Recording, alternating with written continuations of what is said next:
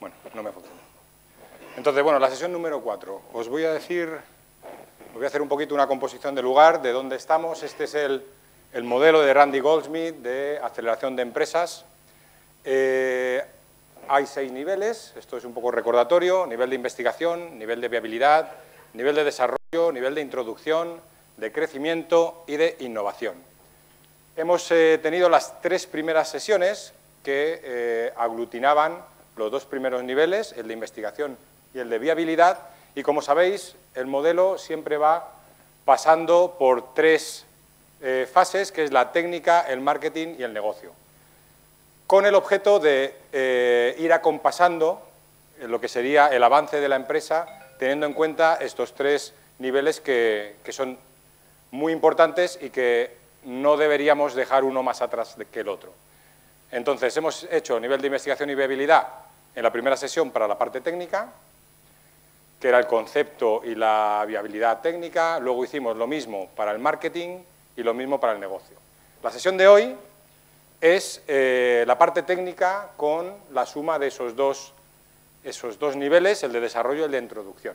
Ya sabéis que lo suyo es seguir paso a paso el modelo y que lo que hacemos es agrupar de 2 en 2 para facilitar un poco el que lo podamos hacer en las 9 sesiones que tenemos. Entonces, os voy a contar... Vale. Os voy a contar entonces el paso 7, que sería la generación de un prototipo. Yo creo que aquí, vistas las 2 primeras de viabilidad y de estudio, entramos ya más en harina. Sí. Volumen, ¿podéis bajar un poco o me alejo un poco el micro? ¿Así? ¿Ahora? Vale, entonces, bueno, vamos a entrar un poco más en harina. Ya estamos hablando de que hay que generar un prototipo. Me gustaría preguntaros, a los que estáis aquí, ¿cuántos de vosotros ya habéis generado o estáis generando el prototipo en el que se basa el crecimiento de vuestra empresa? ¿Cuántos habéis tenido ya un prototipo de ingeniería real para validar con el mercado?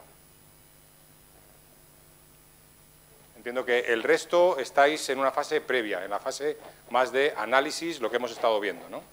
Bien, pues la fase del prototipo tiene como objetivo precisamente el encontrar mejoras sobre la idea que teníamos, mejoras tanto en los materiales que vamos a usar, como en los diseños que estamos valorando, como en los propios procesos, si es así, en los procesos de producción. Lo que hay que hacer es verificar con este prototipo, verificar que el producto también se va a comportar como se especifica.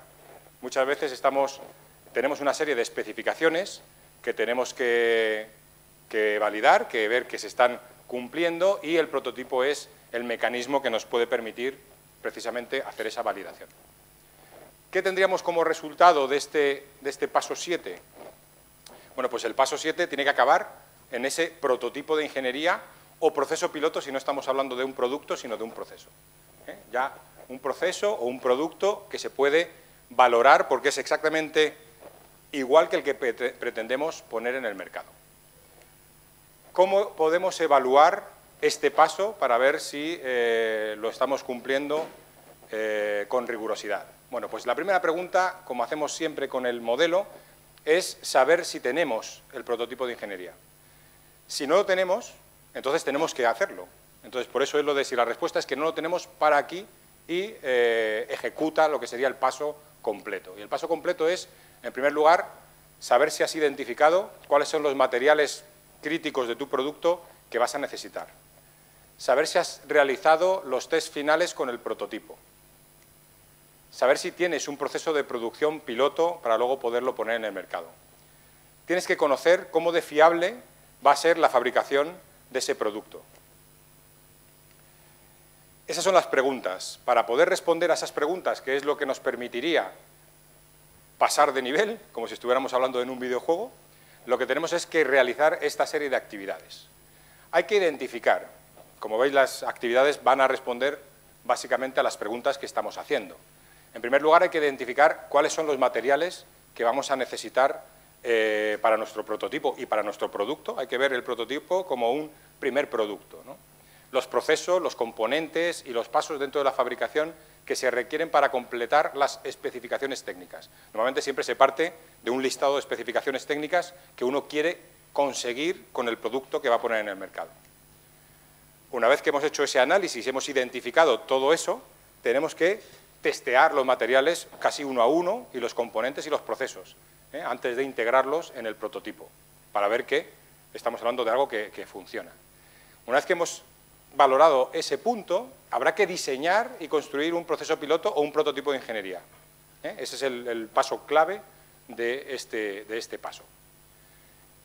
En ese ir y venir con todos los pasos de la creación del prototipo, pues hay que optimizar las interacciones en el diseño.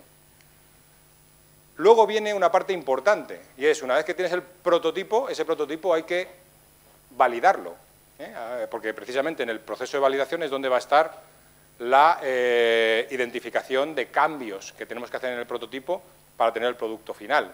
Entonces hay que ejecutar una serie de test finales, test que se pueden hacer con posibles usuarios, con posibles clientes, con socios, con expertos en la materia. Y luego la última actividad sería la de estimar los costes que vamos a tener para poder ya entrar en producción. ¿De acuerdo? O sea, como veis, siempre la última de las actividades lo que hace es enganchar la actividad del prototipo, en este caso, con la siguiente técnica, que sería ya la producción. Entonces, esto, así, técnicamente, sería todo el paso del método Goldsmith, el paso 7 del prototipo de ingeniería. Os voy a poner algunos ejemplos para que veáis cómo se materializa este paso. El primer ejemplo que os voy a poner es un ejemplo muy conocido, es un ejemplo que nada tiene que ver con Adventure Network en la fase de apoyo a negocios, pero que creo que puede ser, antes de pasar a esos negocios más pequeños, puede ser interesante conocerlo. ¿Sabéis de qué es este icono? Bueno, supongo que a muchos os sonará. Es el caso de Dropbox. Dropbox es esa herramienta que nos permite subir archivos a la famosa nube para luego poderlos compartir y usar esa herramienta casi como si fuera una carpeta más en nuestro escritorio. Bien, bueno, pues evidentemente Dropbox siguió este esquema y Dropbox generó un prototipo que puso en el mercado precisamente a través de una revista que era la que presentaba el producto, se llama TechCrunch, y en el 2008 lo que hizo fue dar 200 licencias a través de un artículo de esta revista para que 200 usuarios que leían esta revista, ya estamos orientando bastante bien quién va a usar nuestro prototipo, en este caso gente tecnológica que está a la última en todo esto, para que lo pudiera testear, ¿no?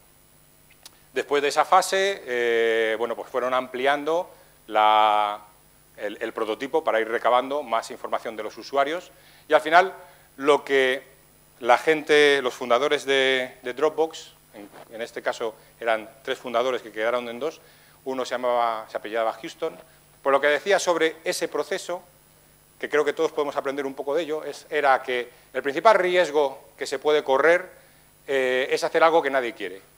Ahí entra de lleno el generar un prototipo para validar precisamente el que lo que estemos haciendo sea algo que tenga mercado. No lanzar nada es malo, pero aún peor es no aprender nada. O sea, no solamente es importante lanzar el producto para valorar su aceptación, sino que también es muy importante tener los oídos abiertos para poder aprender lo que los usuarios de ese prototipo nos puedan lanzar. Hay que poner algo en las manos del usuario y tener feedback real tan pronto sea posible. Esto es muy importante en el caso, por ejemplo, de Dropbox, porque en la misma época Google estaba lanzando también su propia plataforma. Ellos mismos han reconocido que si hubieran esperado más tiempo y hubiera salido antes la plataforma de Google, ellos no hubieran tenido nada que hacer. Entonces estamos hablando de una empresa con este potencial que precisamente por la velocidad consiguió hacerse un hueco en el mercado, ¿no? Entonces, ese poner algo en las manos del usuario y tener feedback tan pronto sea posible es muy importante, sobre todo cuando hablamos de este tipo de productos. Estudia dónde está tu target y habla con ellos de forma auténtica. Es decir, es importante que sepamos quiénes van a ser nuestros clientes, a quiénes nos vamos a dirigir, para abrir ese diálogo con el prototipo que nos permita saber realmente su opinión, esa forma auténtica. La experiencia piloto debe ser una forma de cosechar la demanda y no tanto de crearla, ¿de acuerdo? O sea, ellos tienen que saber que la demanda está ahí y es una forma un poco de cosechar esa demanda. ¿Cuál fue el éxito de ese prototipo de Dropbox? Que creo que también hay una lección aprendida ahí. Lo que la gente opinaba masivamente de Dropbox era que realmente funciona. O sea, no era una idea que fuera demasiado avanzada. De hecho, había herramientas por ahí que podían competir con Dropbox, no era la primera que aparecía, pero lo que ganó al usuario Dropbox, por el hecho por el que ganó al usuario, era precisamente porque funcionaba. O sea, todos hemos tenido la experiencia de usuario de herramientas súper complejas que acaban casi quitándote las ganas de continuar o de usarla. Lo que transmitía Dropbox era, funciona. O sea, es una idea que puede ser más o menos brillante, en este caso una idea más, pero que funciona, que hace la vida fácil al usuario. Y luego, como eso ocurre así, esto también es otra lección aprendida, como eso ocurre así, yo soy capaz de contarlo en mi círculo de influencia. Y así fue como fue creciendo Dropbox, porque no se gastaban ni un duro en publicidad, era todo el boca a boca, y entonces lo hicieron en base a estas primeras licencias que daban con el prototipo, se iban incrementando, la gente veía que funcionaba y hablaba uno con otro de los beneficios que le aportaba Dropbox. Esto es un caso concreto de una herramienta muy conocida por todos y cómo fue pasando por toda la fase piloto de generación del prototipo y ejecución de esa fase piloto. Más cosas que... Bueno, yo por el trabajo que hago, trabajo mucho con proyectos de I+D, ¿no? Entonces, en los proyectos de I+D siempre hay una componente muy importante que es la generación de un piloto de esa I+D que se está generando para validarla, como hemos dicho, con un primer mercado objetivo. ¿Qué es lo que hay que hacer con estos proyectos de I+D? Bueno, pues básicamente hay que encontrar bien cuál es el mercado, generar el prototipo y ponerlo. Esto es un ejemplo de un proyecto que hicimos hace años, que tenía que ver con, hay una norma que es la norma 166.002, que es parecida a la de calidad, pero esta es de Sistema de Gestión de la Investigación, el Desarrollo y la Innovación, Sistema de Gestión de la I+D+I. Hay empresas que quieren normalizar sus procesos de I+D+I. Esto estamos hablando hace quizá 8 años o así. Esto no existía a nivel comercial y nosotros hicimos un proyecto para generar una metodología, un producto que se pudiera poner en el mercado. Lo hicimos con el mismo enfoque. Hay que conseguir un prototipo, hay que ponerlo en el mercado, hay que hacer unas pruebas para ver qué tipo de información de vuelta tenemos de esos usuarios para mejorar nuestro producto. ¿Qué hicimos antes de poner el producto en el mercado? Definimos una fase 1 que era la metodología, cómo íbamos a hacer ese trabajo. Dejamos la fase 2 que era la creación de una herramienta específica para otro momento. Primero queríamos saber que estábamos haciendo las cosas acordes a lo que nuestro mercado necesitaba. Identificamos los mejores casos piloto. En este caso lo que hicimos fue, ¿con quién vamos a trabajar este prototipo?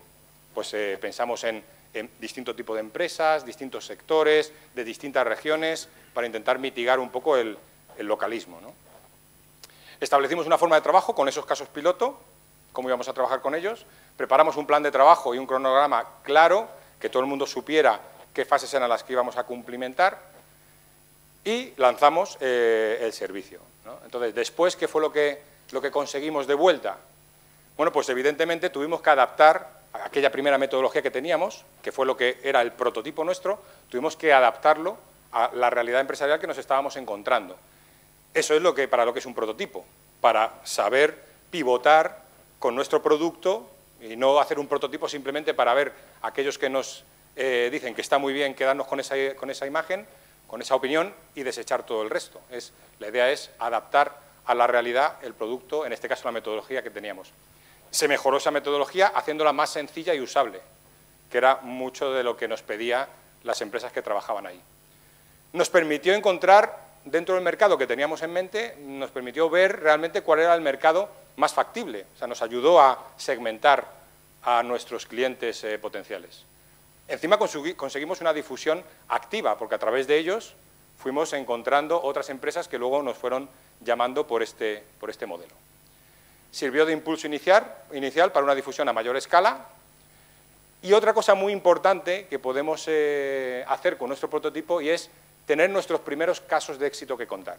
El prototipo te puede permitir, una vez que tú lo vas ajustando, el tener casos de éxito en los que basarte a la hora de luego difundir más allá. ¿Qué hemos aprendido? Hay más proyectos, o sea, tampoco quiero marearos con más proyectos. Hay más proyectos de estos en los que hemos trabajado. Otro era un desarrollo de una herramienta para un servicio de un hospital que tenía unas necesidades muy concretas, que no estaban cubiertas con las herramientas que tenían y que, bueno, pues identificamos como primer cliente. Entonces tuvimos que hacer todo este proceso que os he contado de cara a desarrollar una herramienta que realmente a ellos les sirviera. Eso nos permitía tener ese piloto que, si le sirve a este grupo de este hospital, le va a servir al mismo grupo en otros hospitales, porque estuvimos haciendo un análisis, trabajaban de forma similar. De hecho, las carencias que encontraban en las herramientas que tenían eran casi siempre las mismas. Bien, pues entonces hicimos lo mismo, hicimos el piloto, lo pusimos en funcionamiento. Es importante esa fase de en funcionamiento porque tiene que estar funcionando en un escenario lo más parecido posible al real. No es bueno sacar un prototipo sacar el prototipo y ponerlo en manos no de un usuario objetivo, no en un contexto en el que se va a encontrar el usuario objetivo. Es bueno que el escenario que se diseñe sea lo más parecido a la realidad. En este caso era tan parecido a la realidad que era la realidad. O sea, conseguimos que aquel servicio utilizara esta herramienta en su día a día. Entonces, lecciones aprendidas. Es un paso fundamental en el éxito de un proyecto. Esto, tenerlo en cuenta porque tiene mucho peso.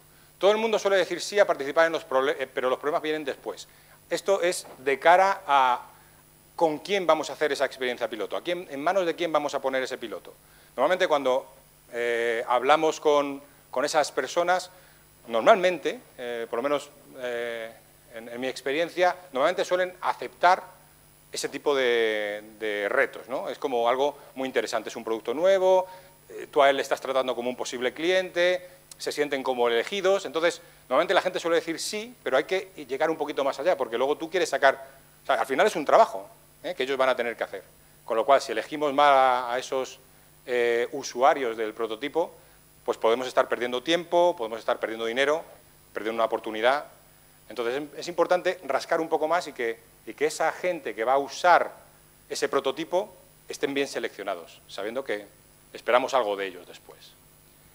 Implicar realmente a los pilotos, no solamente saberlos seleccionar, sino conseguir que se impliquen de alguna forma en lo que se está haciendo. Evidentemente, es importante planificar de forma clara una agenda que también sea asumible. O sea, no solamente si necesitamos correr mucho, poner unos hitos de forma muy rápida, que luego ni siquiera nosotros mismos podemos cumplir. Entonces hay que ser, en ese caso, realista y hacer una agenda asumible. Es importante seleccionar el equipo que va a trabajar en la creación del prototipo y en su puesta en escena, ¿no? Seleccionar al equipo, asignar tareas, no pretender que sobrecargar a la gente de trabajo. Al final es un paso muy importante para la empresa y hay que poner los recursos para que salga bien. Evidentemente, lo que decíamos, luego va a haber que pivotar. Vamos a tener una serie de respuestas, hay que pensar en planes B, plan C, qué pasa si este se me cae, si este al final no quiere, cómo busco otro posible testeador, etcétera, ¿no? Es importante imaginar el peor y el mejor escenario. El mejor escenario, porque hay veces que sale todo tan bien y tenemos el prototipo ya en manos del cliente y es tan interesante que ya empiezan a demandarnos y tenemos que saber responder a ese éxito prematuro, ¿no? Precisamente para no caer en no poder dar un buen servicio o lo que sea. Y también en el peor escenario, saber que eso puede ser que el producto no interese, no sirva, ¿qué haríamos en ese caso? Saber que eso puede ocurrir. Entonces, imaginar el peor y el mejor escenario para estar alerta a lo que podamos hacer. No hacer el piloto con algo que falla. Esto que yo creo que es algo de cajón. O sea, si hacemos el piloto con una herramienta que todavía no está suficientemente pulida y al final no funciona, entonces lo que pasaría es que si esto lo hubiera hecho Dropbox, seguramente Dropbox no sería ahora mismo la herramienta de referencia para esto. Porque en cuanto algo hubiera fallado, sería, bueno, esta no sirve, no vale, yo no hablo bien de esta herramienta, ni siquiera la voy a contar porque no funciona. Entonces, lo peor que puede pasar es que el prototipo no funcione. Eso nos puede matar. Es importante mantener el contacto constante con los pilotos para que esa comunicación y ese input de información que necesitamos fluya de forma rápida y real. Valorar el feedback en su cierta medida, y no me refiero a yo soy el que sé de mi herramienta y si tú me dices que no, es que tú no la conoces bien o es que tú de esto no sabes. No me refiero a eso, evidentemente, pero sí a que estamos tratando con personas que pueden también tener su visión muy particular que no representa o a su sector o a las empresas en las que trabajan. Es decir, valorar el feedback en su cierta medida, sabiendo que puede haber esos puntos discordantes que a lo mejor no representan al público objetivo. Hay que actualizar el producto constantemente con un feedback real y significativo, es decir, que todo esto es para que nuestro prototipo mejore, nuestro producto, nuestra idea de producto mejore. Hay que trabajar con los pilotos el marketing del producto. Esto también puede ser interesante de cara a cómo voy yo a vender el producto. Ellos mismos me pueden decir qué es lo que han sentido cuando han utilizado mi prototipo. Entonces, antes de pasar al siguiente paso, que ya sería, una vez que ya hemos hecho toda esta parte del prototipo y ajustamos el prototipo, porque el prototipo se acaba ajustando, ya pasaríamos a la fabricación. El siguiente punto es fabricación, y es ya empezar a producir. Quería poneros un par de ejemplos más sobre temas de prototipos, temas con los que estamos trabajando actualmente. Por ejemplo, una empresa de desarrollo de videojuegos. Esa empresa de desarrollo de videojuegos ha trabajado dos prototipos. En primer lugar, lanzó un prototipo que era para validar el modelo de negocio que querían. No tanto el producto como el modelo de negocio. Entonces hizo un prototipo para poder colgar en distintas plataformas, saber cómo se colgaba el producto, qué tipo de ventajas podían tener, qué tipo de ingresos de esas plataformas. Es decir, con eso lo que hicieron fue investigar un poco el modelo de negocio. Una vez que validaron cómo tenía que ser ese modelo de negocio, ya se metieron a hacer un prototipo de un producto real, un producto que pretenden sacar al mercado, y con ese prototipo, con una calidad excelente, con ese prototipo ya incluso han conseguido tener una ronda de financiación y van a tener un inversor con 250.000 euros. Eso está pasando justo ahora y lo están consiguiendo gracias a un buen prototipo y un plan de crecimiento. Con ese prototipo ya van a extenderlo, van a hacer más fases, van a meter el concepto freemium, en el que hay gente que luego pagará por ciertas cosas en el videojuego, pero con el prototipo consiguieron incluso arrancar ya esa fase de financiación. Otro caso en el que nosotros estamos implicados es el lanzamiento de una plataforma que no sé si conocéis o hemos hablado aquí alguna vez, de equity crowdfunding. Crowdfunding es la financiación a través de grandes volúmenes de personas que ponen dinero para algo. Equity es que lo hacen a cambio de una participación, ya sea en la empresa, ya sea en los beneficios del producto en cuestión. Ha salido ahora mismo una normativa, un proyecto de ley, están preparando el proyecto de ley, para limitar todo esto del crowdfunding. Y ahí, bueno, pues es que me resulta increíble ver cómo otros países de nuestro entorno lo tienen ilimitado y aquí lo estamos limitando en unas cantidades por inversor, o sea, algo que no parece que encaje con un modelo necesario, creo yo, para pequeños proyectos. Bueno, pues en ese mundito, en ese mundillo del equity crowdfunding, nosotros estamos generando una plataforma que va a ser la plataforma prototipo y que estamos justamente ahora inmersos en esta fase de lanzar el prototipo para ajustar en un entorno real los requerimientos de la plataforma, las especificaciones, etcétera, etcétera. Eso es la parte de prototipos. En la parte de producción, bueno, pues el paso 10º de la metodología de Randy, el objetivo de esta fase es el desarrollar los procesos de fabricación y las técnicas necesarias para producir el producto. Esto, evidentemente, lo podemos hacer nosotros o podemos trabajar con socios que hagan esa fabricación, pero teniendo nosotros en cuenta qué procesos son los que se van a utilizar, qué técnicas, porque al final la responsabilidad de la calidad del producto y de todo es nuestra, ¿no? Entonces, hay empresas que lo hacen ellos, y aquí estoy recordando una empresa de fabricación de tubos, que tenía el prototipo, lo puso en el mercado, funcionaba, estaba todo fenomenal, pero claro, luego había que fabricarlo y ellos entonces se metieron en esta fase de ver cómo iban a producirlo. ¿Cuál es el resultado? Bueno, pues ese prototipo o proceso de preproducción con el que nos vamos a centrar para poder hacer toda la parte de producción. Como hemos visto antes, ¿cómo evaluamos que estamos o no estamos acordes con este punto? Bueno, pues en primer lugar, ¿tienes un prototipo de producción del producto? Si la respuesta es que no, pues entonces tenemos que continuar desarrollando todo el paso. Luego os vamos a dar ambos pasos para que los tengáis vosotros también completos. Entonces las preguntas son, ¿has desarrollado una producción piloto? Fundamental para luego poder producir a gran escala. Aquí estamos hablando mucho más de fabricación quizá que de servicios, ¿no? ¿Has seleccionado el proceso de fabricación?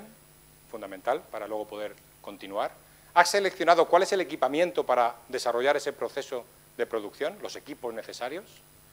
¿Has desarrollado una producción a escala completa? Es decir, ahora estamos haciendo una producción mínima, una preproducción, pero la idea es luego poder hacer una producción a gran escala, a la escala que nuestro proyecto demande. Entonces, eso también hay que preverlo. ¿Tienes un diseño de nivel comercial? No solamente el diseño del prototipo, sino ya comercial, ese diseño existe. ¿Tienes procedimientos de control de calidad, ya sea para ti, si tienes la planta tú propia, o en la planta del proveedor? ¿Has fabricado cantidades suficientes para el mercado que pretendes abordar? ¿O lo tienes previsto? ¿Cómo vas a fabricarlas? ¿Está todo dentro de tu esquema? Para eso necesitamos hacer una serie de actividades, como hemos visto antes.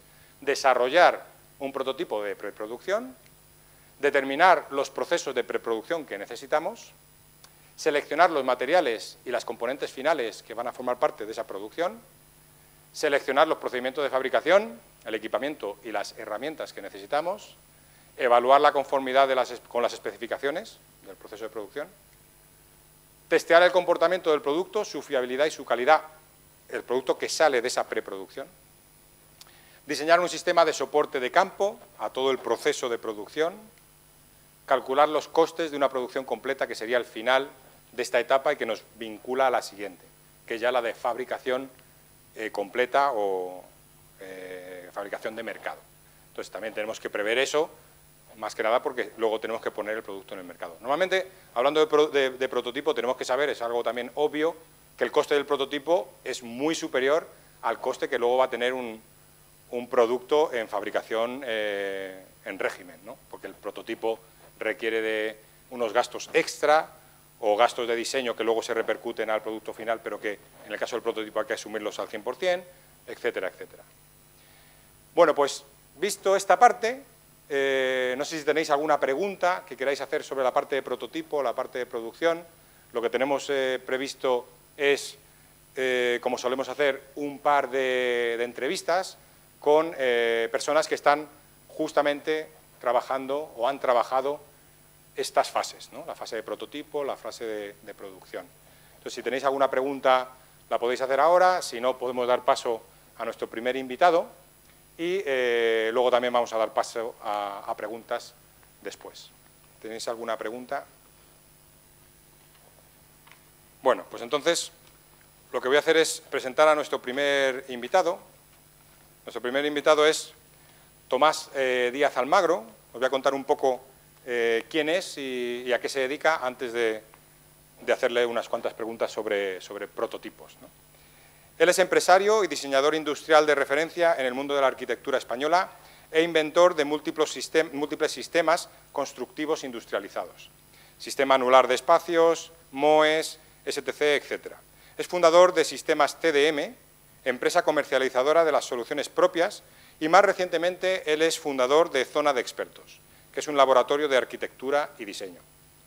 Sus trabajos han sido expuestos en el Reina Sofía y han recibido múltiples galardones, el IDI, FAT, ITMA, EXCO. La calidad de sus productos han resuelto una enorme cantidad de proyectos emblemáticos. Uno de los más recientes ha sido el Museo del Prado o la Agencia Andaluza de Energía. Entonces, Tomás, si haces el favor.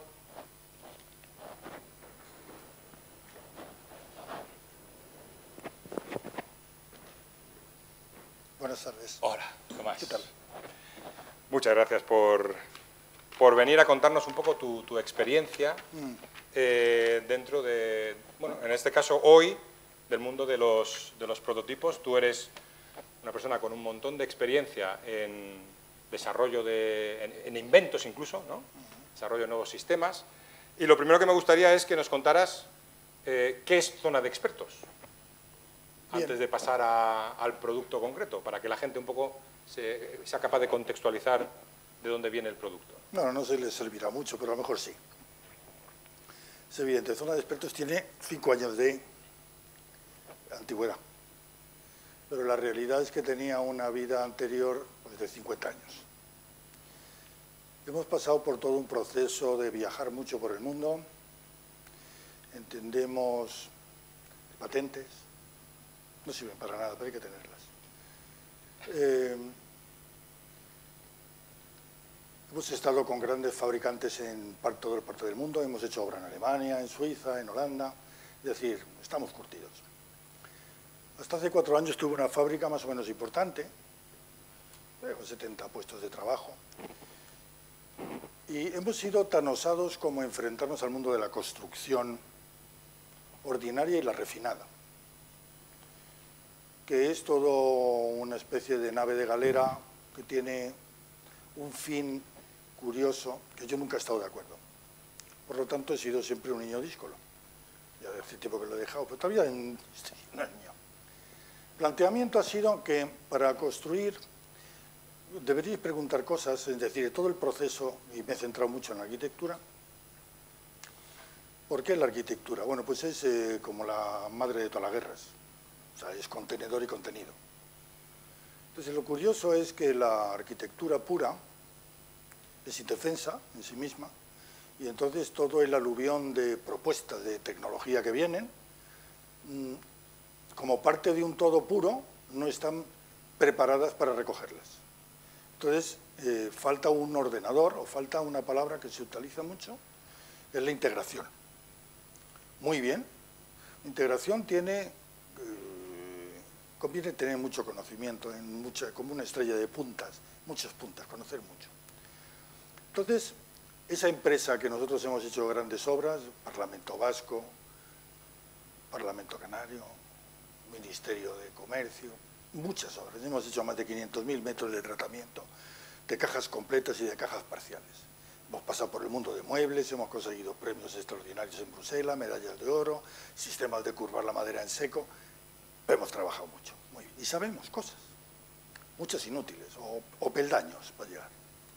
Entonces, llegó un momento que con esta crisis y un poco el aburrimiento de la subasta comercial que existe en casi todos los mundos, es decir, esto de la calidad de los productos, el historial, tiene poco peso. Nunca he cuidado la agenda, que es importante, os lo recomiendo a todos. El planteamiento es que decidí abortar mi compañía, no era un momento dulce, y monté Zona de Expertos. Claro, yo he llegado a mover, así, veniendo por aquí, más de 20.000 millones de pesetas en mi ciclo. Eso me ha autorizado a pasar con fabricantes de automóviles, fabricantes de plásticos, de papeles. He recorrido casi todas las tecnologías, porque has hecho packaging, porque has hecho... Tardaría mucho tiempo. El planteamiento es que haciendo como yo he construido las cosas que he ideado y que otros han intentado y les ha parecido bien, convivir con mis soluciones, apropiarlas, hacer las suyas. Esto te da mucho músculo, fortaleza. Entonces, me di cuenta de que fabricar es un asunto complejo, pero muy sencillo. O sea, me interesó mucho el modelo de la automoción. Y de hecho, pues he viajado y he visto cosas de plantas, y me he dado cuenta que realmente me llamó mucho la atención como la Mercedes, por ejemplo, resolvía fundamentalmente su crecimiento. Y aparte de que tiene el tamaño que tiene que tener para ser mayor de edad, lo que elige perfectamente es cuál va a ser su próxima facturación de los próximos años, elige cuál es la tipología de cliente a la cual le va a dar una solución, lo centra en unidad, no se deben equivocar mucho, y entonces convocan una serie de empresas y les proponen que van a fabricar 10 millones de coches en próximos 10 años y que tienen que hacer todas las inversiones en I+D. Eso sí, bajo un esqueleto que lo traza Mercedes, eso sí, bajo una garantía de marca que la traza Mercedes, no se gasta un duro Mercedes, ya se la ha gastado, y luego garantiza marca, garantiza presencia y evolución. Bueno, ese modelo no es malo, si los otros lo aguantan, no es malo. Ese es el modelo que Zona de Expertos ha cogido, pero con otra ambición. Tengo una gran carga estética, es decir, la arquitectura es un asunto que cubre mucho y da esa forma de gastar la vida. Entonces el planteamiento ha sido unir grandes arquitectos y grandes diseñadores, grandes industriales, bajo una tutela o un experimento que es intentar pasar el ciclo del híbrido de construcción húmeda a construcción seca. Es una frontera difícil, no cuesta trabajo, cuesta trabajo. Bueno, yo hace mucho tiempo que estoy en la construcción seca, por lo tanto lo húmedo todavía me lo recuerdo. Entonces, Zona de Expertos ha conseguido provocar varios proyectos, algunos nuestros y otros externos, que nos los han colgado, nos han pedido ayuda, y la cosa sencilla era ¿por qué me pedía gente muy potente, por qué me pedía ayuda para desarrollar? No estaba acostumbrado a esa petición y a esa aceptación tan simpática. Para mí, maravilloso, vamos. Me querían, estupendo. Siempre he vivido escondido. Pues el planteamiento es que había demostrado que había hecho cosas insólitas y que las había terminado, otros no habían pagado parte, pero yo he terminado. Bien, eso denuncia de que no soy un hombre de empresa, porque si tengo que cobrar, cobro. No, eso es muy complicado, pero no lo soy, lo olvido. Entonces esto es otro de los motivos para, aunque tarde, centrarte para lo que sirves. Me parece fundamental. Bueno, a mí me parece. Con ayuda de familia, me centran todos los días y yo me descentro, pero voy por ahí. Entonces, Zona de Expertos lo que ha hecho es desarrollar productos para terceros porque comprendían que ese conocimiento, vitalidad, esfuerzo, rigor, etcétera, etcétera, y sobre todo la promesa de cumplir, eran suficientes para poner ese producto en destino. Yo solo preguntaba dos cosas. Como sé exactamente cómo es todo este maldito asunto de nunca está terminado nada, pues cuando termina lo sabes 10 veces mejor, no sabes cuándo es el momento de matar lo anterior para que llegue lo siguiente, difícil. Pero bueno, yo siempre me mato a todo lo anterior porque lo que quiero es verlo, pero bueno, eso no es aconsejable como empresario. El planteamiento es que Zona de Expertos ha encontrado una serie de cosas, por ejemplo, el mundo agitado de la energía, el ahorro de la energía.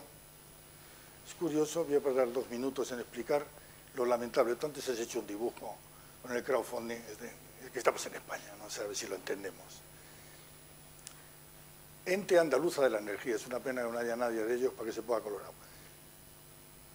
Es un proyecto que era maravilloso en su concepto, una caja maravillosa en la Cartuja, con la ambición de monitorizar todos los productos relacionados con ahorro de energía en su propia sede. Bueno, es un acto mayúsculo, bien. Y entonces sus bases de concurso se orientan a los arquitectos en que el edificio y el contenido tenga expresión de su misión. Bien. Lo gana un arquitecto, se llama César Ruiz Larrea, un tío brillante, y este es el que se acerca a mí y dice: Tomás, ¿tú me quieres ayudar? Es que yo he vendido una fachada que no sé cómo se hace. Pues la tengo que solucionar. Muy bien, César. Pues vamos a hablar a la jefa de la Andalucía para ver si realmente tiene intención de terminar el proyecto, si piensa pagar, si va a dejar hacer lo que se tiene que hacer. Muy bien. Pues todo funcionaba. Yo dije, yo solo quiero un encargo concreto que me resarza, ¿no? Y luego que se explote como se tenga que explotar. Y vamos a dejar que la vida de toda esa organización andaluza que domina el sol y tenía una empresa que se llama Isofotón, un monstruo, que han volcado todos los millones que Isofotón pidió para que luego termine en manos de un coreano que hace lo contrario. O sea, a ver si nos enteramos con quién hablamos, porque es complicado. El asunto es que terminas ese edificio, monto una compañía realmente potente para que eso funcione y meto al grupo Teca,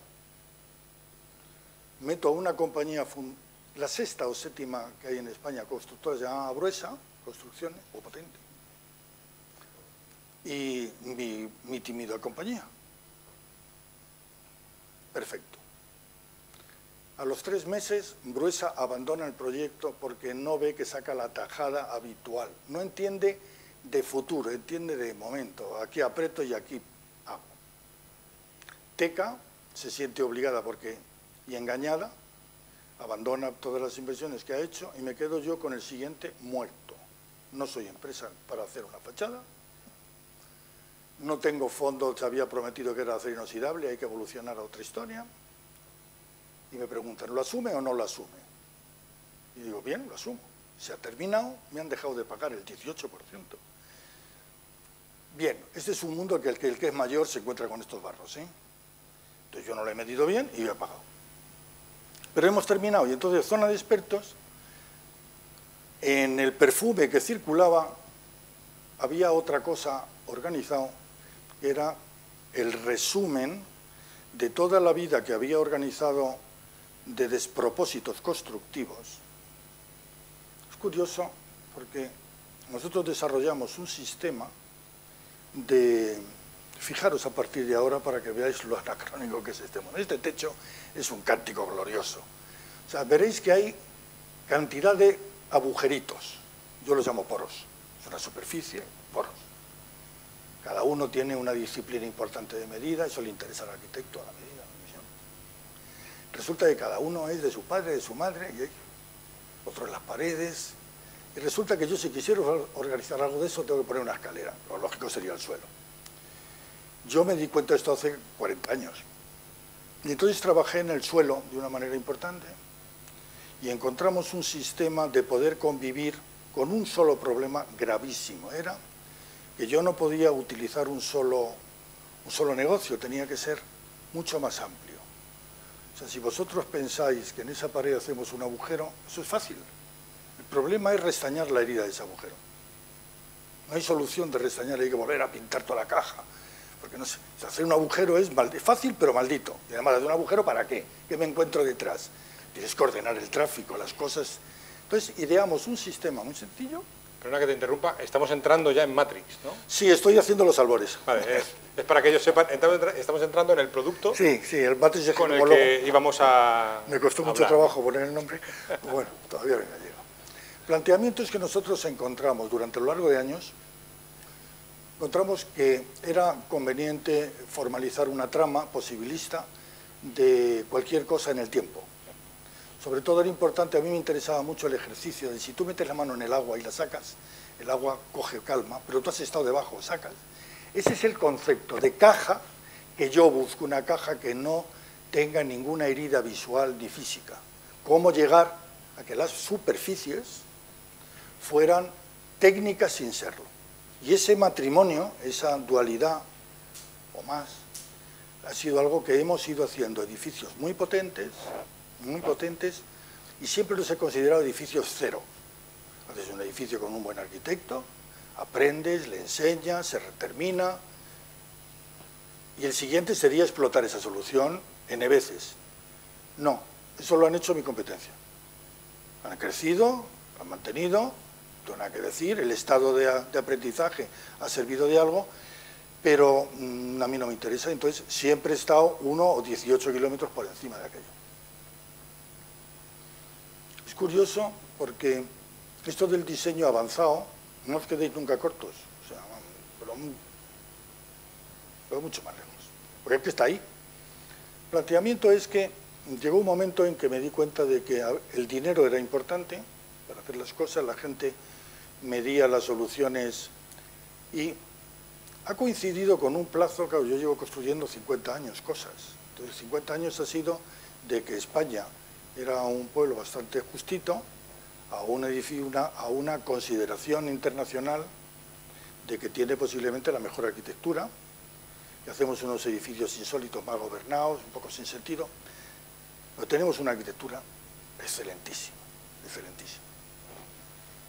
Pero, sin embargo, esa arquitectura no está compartida con el sentido invasor en el exterior. Las empresas constructoras tenían que haber visto que tenían, no ahora corriendo, sino tenían que haberse preparado un estilo de construcción nuestro, íbero, hispano, como quiera llamarlo. Yo siempre he tenido esa visión. Entonces el esquema ha sido construir un sistema que pudiera ayudar a financiar a mi cliente, para lo cual me he salido de herramientas físicas y me he ido a una cosa estupenda, que es financiación, que es renting.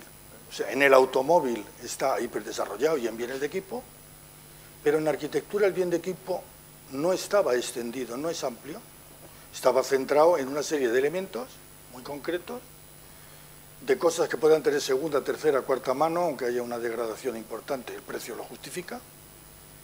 Y eso me puso alas a crear un sistema en donde toda la ingeniería de un edificio, todas las instalaciones, con una parte en blanco de lo que viene, con una especie de ruego de anticipación, cómo voy a tramitar todos los fluidos que el edificio va a manejar, ya sean sanatorios, ya sean edificios de producción.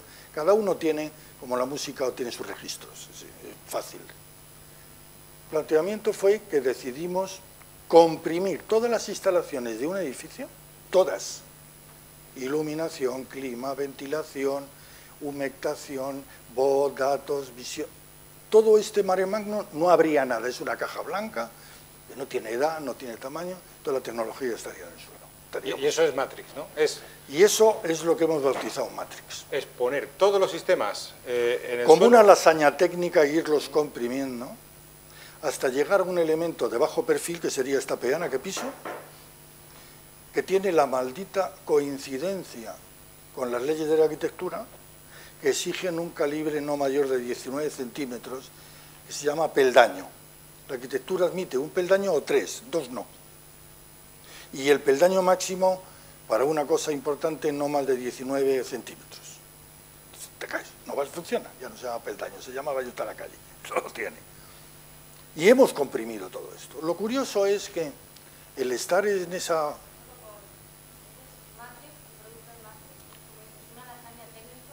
que ocupa una altura de 19-20 centímetros.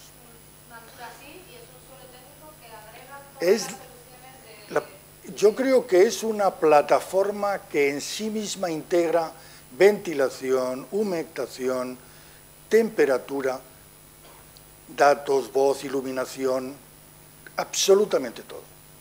¿Había alguna solución en el mercado? No, ni la hay, no, esto lo tengo chequeado. O sea, el mundo todavía ni ha olido este perfume.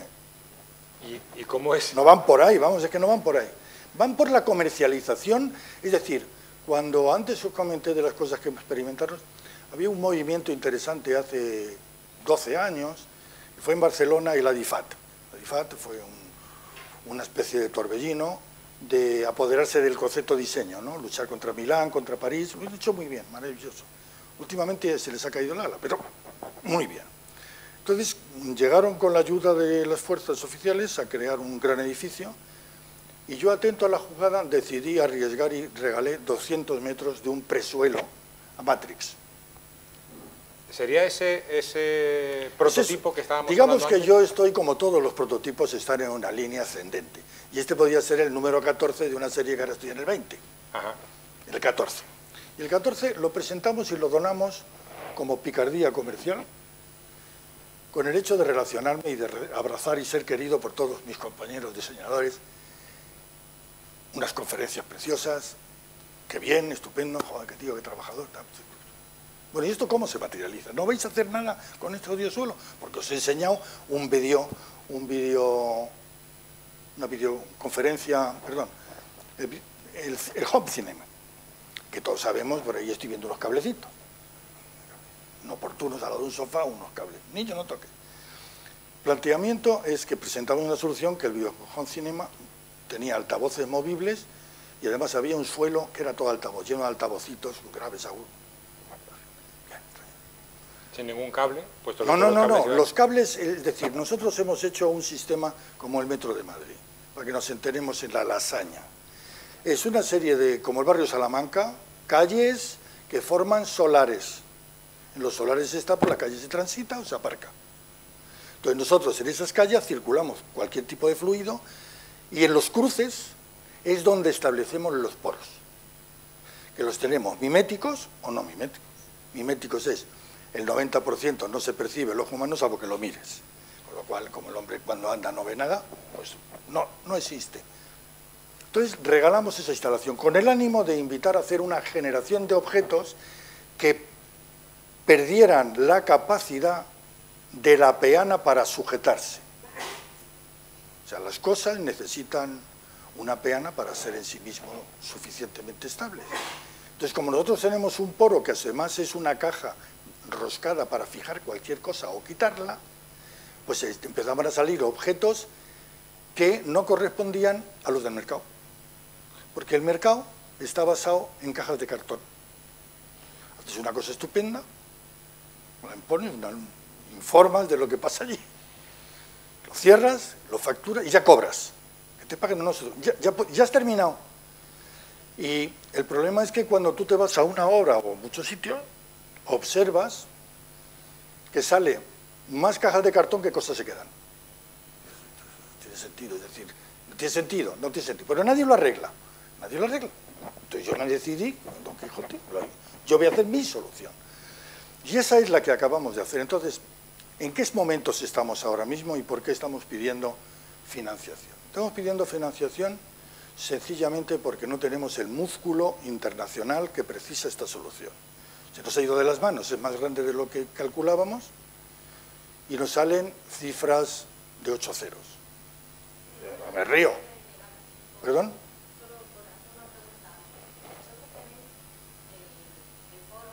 Sí. Bueno, eso es una historia. Hemos conseguido tener una cosa de esta tramoya, tener una patente internacional. Que me ha costado 4 años. Tenéis una patente internacional del poro del diseño. Correcto. ¿Tenéis varias instalaciones ya en las que está funcionando esa solución? Bueno, he explicado que venimos, no sé si estoy por la solución 14/B. ¿Cada una de esas soluciones ha tenido un proceso de aprendizaje que os ha repercutido en la mejora de la siguiente? Siempre.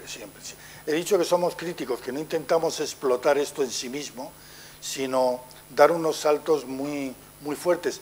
Y dejábamos que la retaguardia se la queden otros, es decir, otros han ido haciendo, y hay compañías, muchas que han aprendido, pero ¿quién no copia? Si el copiar es un apoyarse en una escalera de conocimiento, está todo el día, esto me interesa, lo cojo mío. O sea, es que la gente se enfada al inventor. ¿Y es este último prototipo, consideráis que es el prototipo ya para producción?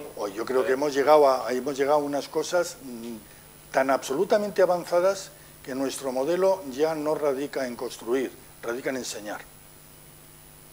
Y ya está más casi por el plano docente de generar un cambio, es decir, el producto es muy difícil empeñarte, que compre usted mi suelo, no, es cambiarle el ciclo, lo que a usted le interesa es vivir con esta otra clase de vida. Entonces, estamos pidiendo ayudas intelectuales gordas, evidentemente para todos se necesita dinero, y ahora estamos en un plan de generar una serie de demos en ciertos puntos del mundo, pues para... ¿Tú cómo enseñas esta habitación si fuera el Santa Santorum? O sea, no lo puedes viajar y hacer venir aquí a la gente, no tiene tiempo. Entonces el grave problema es que tenemos que llevar un bicharraco muy gordo a los 50 países o 7 o 20 que elijamos.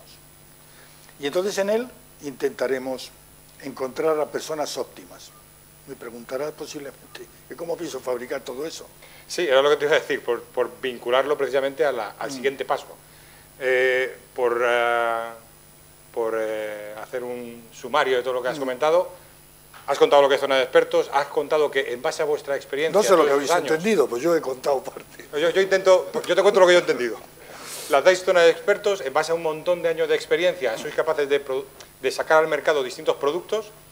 En el que nos estamos centrando ahora es Matrix, que veis que hay un montón de posibilidades de mejora en todo este tipo de agujeros que hay por todos los sitios, en todos los edificios, y vosotros decidís hacer un suelo técnico en el que se comprime todo, absolutamente, bot, datos, climatización, agua, lo que sea, todo en este suelo técnico que tiene unos poros que son los que permiten conectar el exterior con todos esos sistemas. Muchas gracias. Eso es Matrix.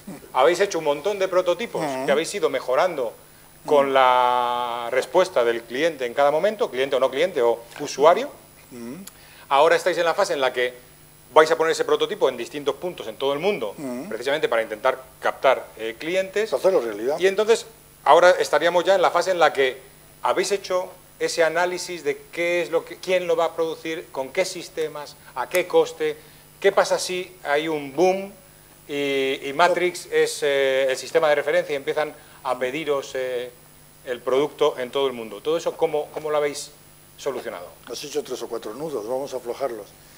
A ver, el planteamiento de invadir el mundo, esto es bastante fácil, porque no pretendemos hacer daño, simplemente mantener a las mismas gentes, pero desde otra orden. Es decir, el contratista que en distintos países se comporta con otra ética, España es un rara avis, ¿eh?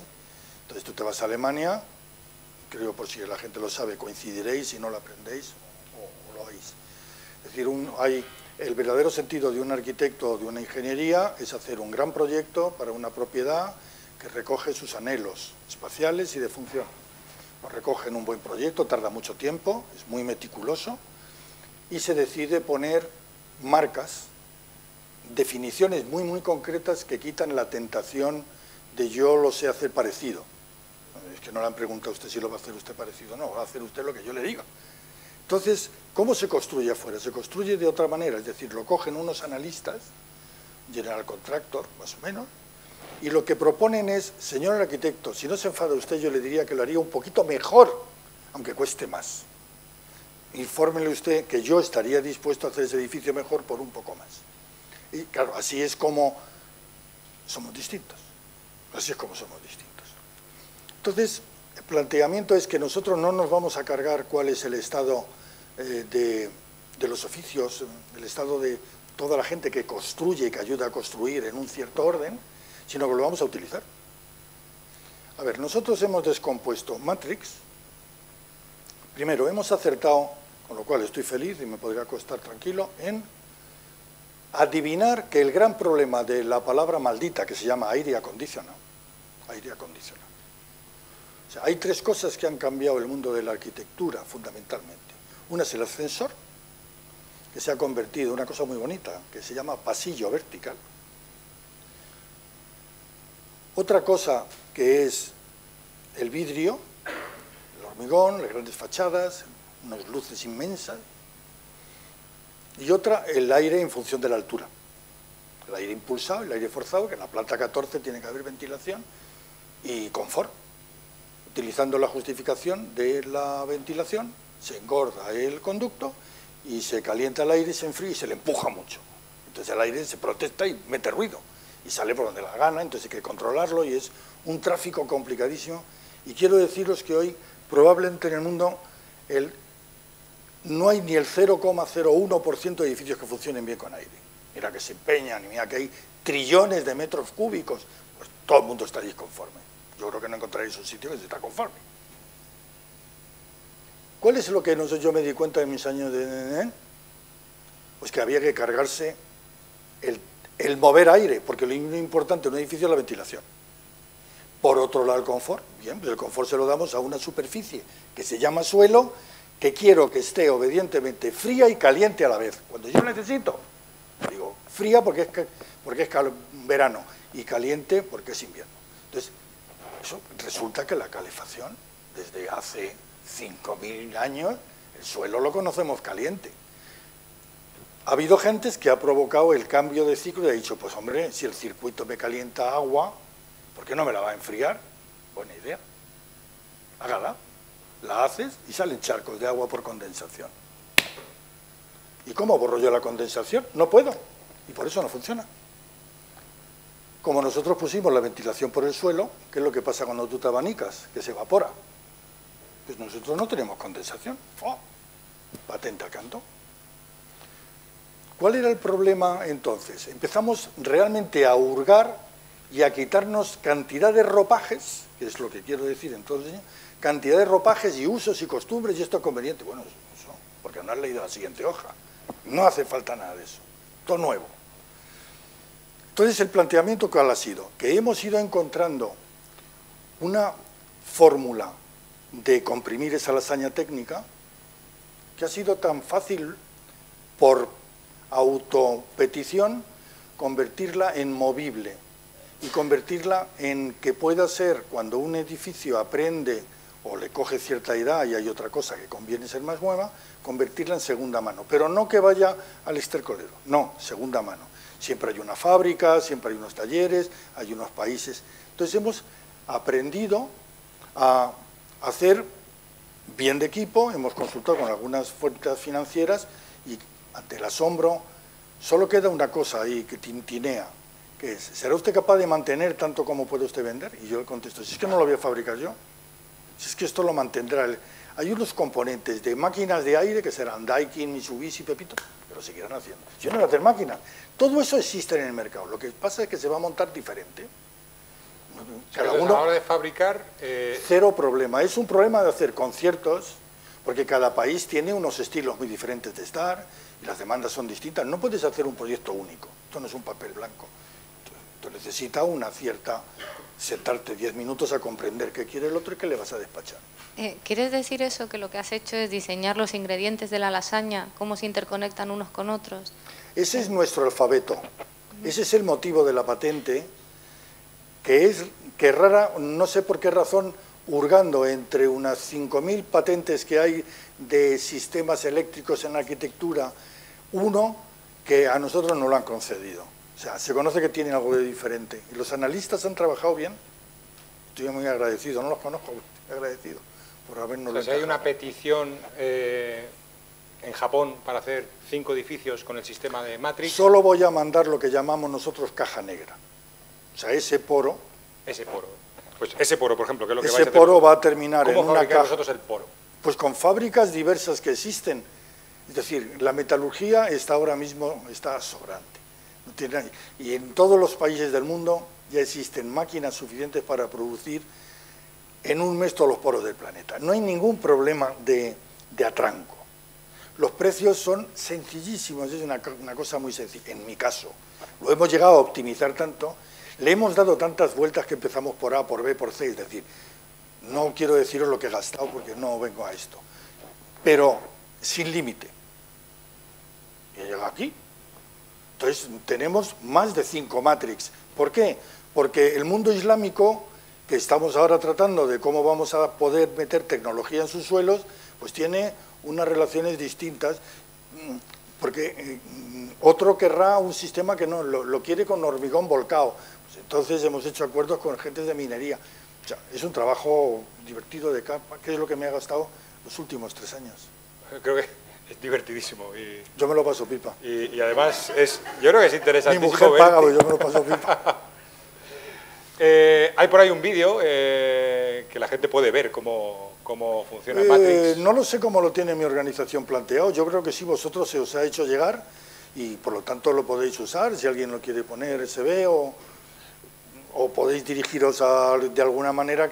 No lo hemos popularizado porque hay algunos pasos de respeto que tenemos que dar antes de que esto coja una dirección, porque estamos ahora mismo en una fase de financieros que no sabemos si lo que queremos es dinero o lo que queremos realmente es un patrimonialista o lo que queremos es, no sabemos claramente. Es decir, llevamos unos meses, pocos, 3 meses, abriendo el grito de decir, voy hacia allá y me falta recursos, quiero hacer esto, le acepto como socio, no quiero solo dinero, quiero que usted se ocupe de algo, entonces, por lo tanto, y además quiero que cuide usted el dinero que mete con nosotros, o sea, no es un problema de que yo me divierta, es muy malo gestando su dinero, hágalo usted. Y bueno, pues no sé cómo terminará todo esto. ¿Te parece, Tomás, que demos paso a preguntas si ha quedado algo? Lo que vosotros no queráis, esté claro. preguntas si a alguien se le ocurre algo ahora o luego, igual. ¿Tenéis alguna pregunta sobre Matrix, sobre el prototipo, sobre la producción? ¿Sustituye algo de villas o se puede hacer? No, el edificio es el de toda la vida. No, vamos a ver. Lo que pasa es que nosotros lo que hemos creado, en vez de una piel de pisar y de buena lectura óptica, planito, en vez de eso, lo que hemos hecho es que eso tenga 18 centímetros de altura. Miras a la pared, blanca. Miras el techo, blanco. O, a ver, ¿qué nos hemos encontrado? Y ya termino. Nos hemos encontrado que es la nueva historia en la cual ya estamos trabajando, que podría ser la película de los rescatadores. Bien, a ver, ¿cuál es este regate? Una vez que hemos conseguido todo esto y ya hemos hecho 2 edificios, uno importante en Barcelona y otro museo en Barcelona, ya llevan 3 años y 2 años, perfecto. ¿Por qué no fabrico más? No, porque no quiero convertirme otra vez en un hacedor de centésimas metros. Esto no lo hemos hecho mal. Lo que sí realmente tiene de divertido este sistema es que como hemos quitado, y vosotros en la imaginación en algún momento habéis visto obras, ¿no? Y habéis visto que debajo de este techo, encima, pues hay una cámara brutal, en muchos casos, que recoge toda la tubería de grandes proporciones. En muchos edificios como este, que es histórico, que tendrá unos techos llenos de volutas, y bueno, la historia de los años de 900 o del 800 y pico, y que aquí se hace el cenado. En este espacio respira. Pero en muchísimos edificios, calle Serrano, en la George V en París y no sé dónde, que tú te cargues toda una historia de una cúpula, de un espacio, con un plano barato, me parece una canallada. Entonces nosotros regalamos al propietario el espacio que antes otro le ha consumido por la técnica. Y de eso estoy feliz, porque hemos rescatado arquitectura a 0 costo. Bueno, algo que vale 0, sí, 0 costo. Entonces, claro, por ejemplo, esto, ¿por qué os lo pondero? Pues es curioso. Ahora estamos haciendo una nueva alianza. Claro, cada cosa de estas es una cereza que no para. Estamos intentando juntar a los arquitectos que a nuestro juicio en España nos parecen aptos, buenos hay muchos, pero aptos para esto, con el fin de que resuelvan los mejores proyectos para los grandes edificios que están obsoletos. Torres de Colón, no lo he dicho, pero Torres de Colón. BBVA, no lo digo. Pues yo lo he dicho. Es un edificio maravilloso, catalogado, espléndidos. 2 monstruos, el Oiza y la Mela. La pena. Pero ninguna inversión se lo quiere comprar. 2,32 de altura y no se puede vivir en una planta de 800 metros. ¿Pero qué me dice usted? O sea, aquí si vivimos como japoneses, vale, pero yo no lo compro. Entonces esto lo contábamos el otro día con un arquitecto hace 2 años. Oye, ¿qué es lo que pasa si nos dedicamos a comprar edificios que están obsoletos, estupendos en la almendra, fenomenales, los rescatamos con mate y les damos 60 centímetros más de lozanía? Bueno, en eso estamos esperando a que alguien se acerque y diga, aquí tiene usted una cuenta corriente, elija usted el edificio que quiera y hágalo insustituible en los próximos 25 años. Además, Matrix es una solución para todo este tipo de edificios que por tema de altura... Claro, sí, es que tiene muchas más historias. Ahorro de energía. O sea, la gente, es decir, el ahorro de energía es como... Si me alargo me lo corto, es en el acto, ¿eh? 2 minutos. Pues lo dejo para preguntas luego. Siempre tardo más. Bueno, muchas gracias por escucharme. Bueno, gracias, Tomás. ¿Está aquí alguien? Tengo que quitar a la señorita al sitio, no sé ya. Bueno, impresionante lo que sabe Tomás del mundo de la arquitectura. Podemos estar días escuchándote hablar de... Y además porque no te has metido a hablar de las batallitas de cada edificio y tal, ¿eh? Bueno, pues vamos a cambiar radicalmente de sector y os quiero presentar ahora a José Francisco Ortuño. José Francisco es director, guionista, autor dramático y compositor. Ha escrito y dirigido los documentales Memorias de una exposición, Ignacio Sánchez Mejías Más allá del toreo y Alcalá Zamora, producido por La Claqueta, así como el mediometraje El legado de Munt. Es también guionista del film Pleno al 15. Recientemente ha finalizado su primer largometraje de ficción como realizador, The Extraordinary Tale of the Times Table, que codirige junto a Laura Alvea. Como autor dramático ha escrito y dirigido más de un centenar de obras teatrales que han sido estrenadas tanto en España como en el Royal Court Theatre de Londres. Su obra Atrapado se hizo con el premio Miguel Romero Esteo del Centro Andaluz de Teatro, convocatoria en la que también se hizo con el segundo y tercer premio. En 2005 ganó el primer premio Jerry Goldsmith como nuestro modelo, pero este es de jóvenes compositores europeos a la mejor banda sonora europea. José Francisco, por favor. Bueno, pues José Francisco, como veis, está relacionado con el mundo audiovisual, el mundo artístico, y por lo que tenemos hoy aquí a José Francisco es precisamente por su última película, y queremos compartir con él cómo ha desarrollado esta última película y aprender, ya que hoy estamos hablando de prototipos, cómo es y qué podemos aprender de esta otra industria en cómo se gestionan esos prototipos. Pero bueno, vamos a empezar. ¿Qué es Acheron Films? ¿Qué es tu proyecto actual? ¿A qué os dedicáis? Bueno, como tú has dicho, nos dedicamos un poco a hacer un poco de todo, ¿no? Porque hoy en día, tal y como está la cosa, o haces muchas cosas o no sobrevives, ¿no?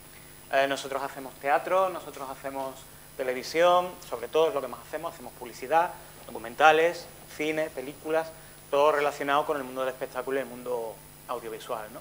Ahora, curiosamente, durante mucho tiempo el teatro era el reducto donde hacíamos cosas muy bonitas, donde nos sentíamos realizados, pero donde perdíamos dinero.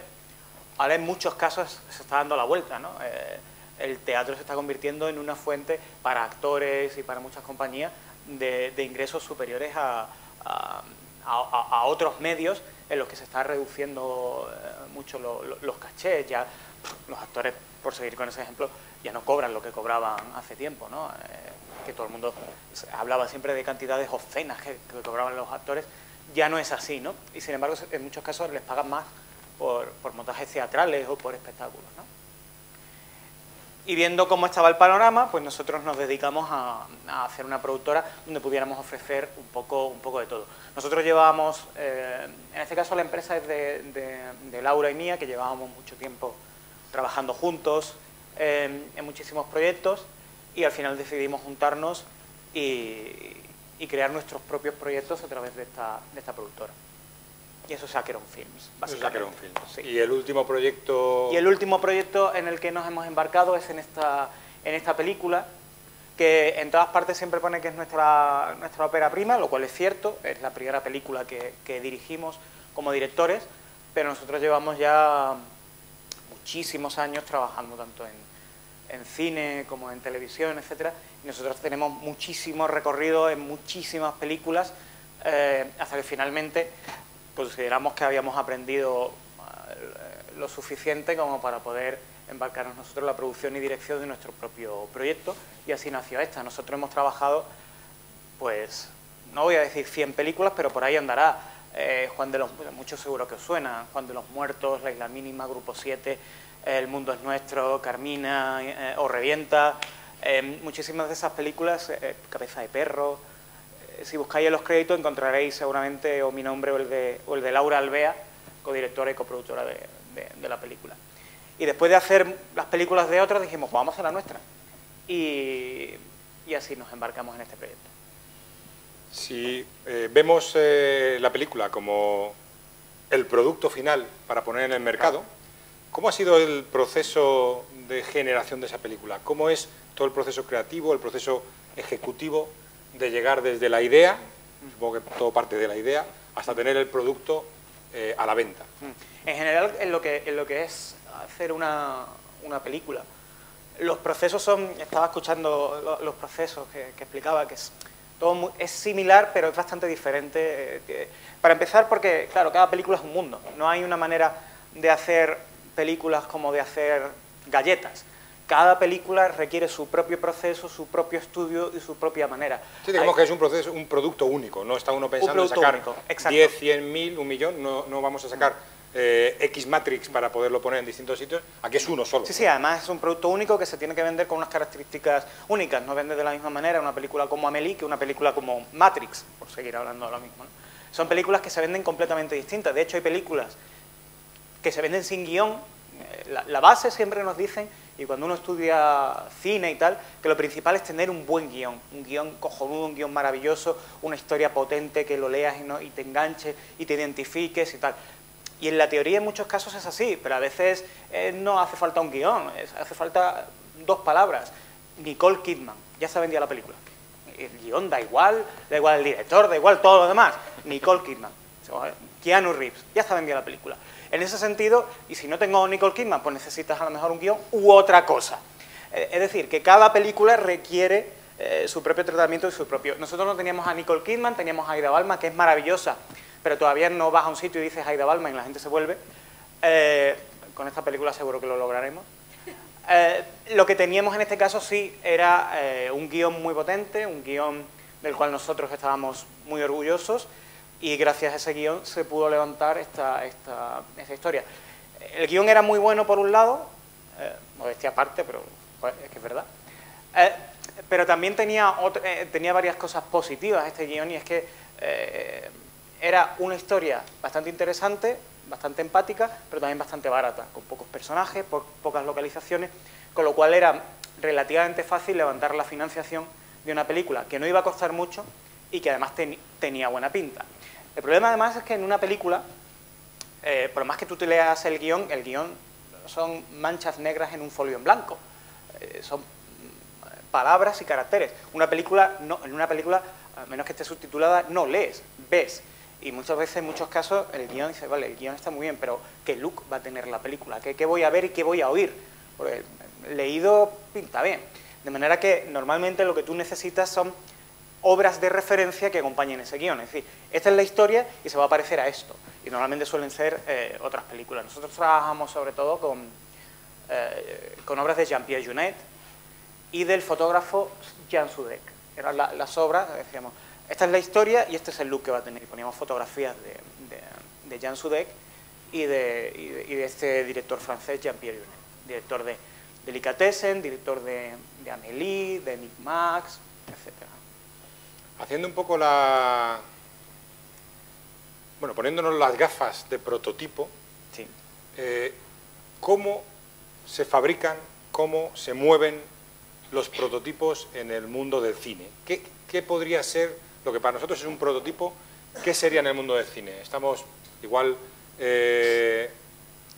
algunas de las opciones son cortometrajes, storyboard. Me contabas antes que eso es un poco algo que creemos desde fuera que existe, pero realmente no se utiliza mucho.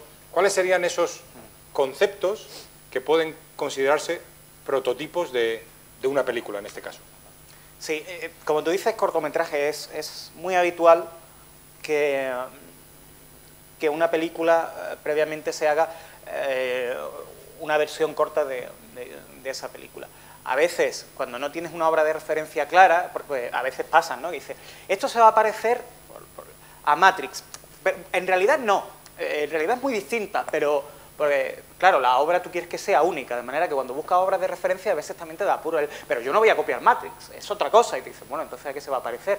A Matrix, pero si estás diciéndome que no, claro, en realidad no. ¿Qué? Con lo cual, normalmente, lo que uno hace es un trocito de esa película previamente. Eso pasó, por ejemplo, con la película Carne de Neón, no sé si la conocéis.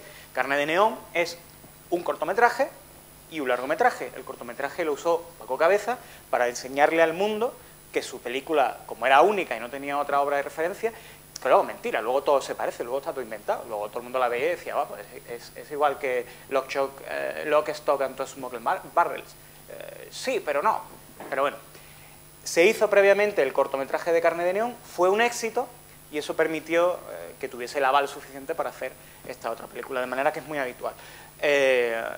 Como tú has dicho, hacer cortometrajes. Pero también lo que suele ser más habitual son presentaciones. Se suelen hacer muchísimas presentaciones en este trabajo. No sé si habéis visto alguna vez... Los que mejor lo hacen, por ejemplo, son los de Pixar. Por eso hacen las películas que hacen, ¿no? No sé si alguna vez os ha dado por ver los extras de las películas de Pixar. Son unos genios, ¿sabes? Sientan un montón de gente ahí y un señor les cuenta la película. Pero es que la cuentan tan bien, ¿sabes? No necesitas ni cortometraje, ni otras obras, ni nada. Es maravilloso la capacidad de cuentacuentos, porque al final los que hacemos películas, los que hacemos estas cosas, somos cuentacuentos y aquí gana el mejor, ¿no? Y al final nos vamos a lo básico, a un señor ahí arriba contándome el cuento. Y me gusta o no me gusta. Y eso últimamente se está llevando mucho. Como no hay dinero para hacer nada, pues al final, que es lo más básico, súbete ahí y cuenta la película. Y se está haciendo mucho. Además, a mí no me gusta especialmente, yo no soy muy de contar historias y tal, pero últimamente me están obligando mucho a subirme ahí arriba, a soltar el rollo, ¿no? Y es otra manera de explicar al mundo qué es lo que intentamos hacer, ¿no? Y cuando acabas de contar la película, la gente está embelesada diciendo, qué bonita Nemo, y dice, y eso cuesta este dinero, toma, quiero ver esa película, ¿no?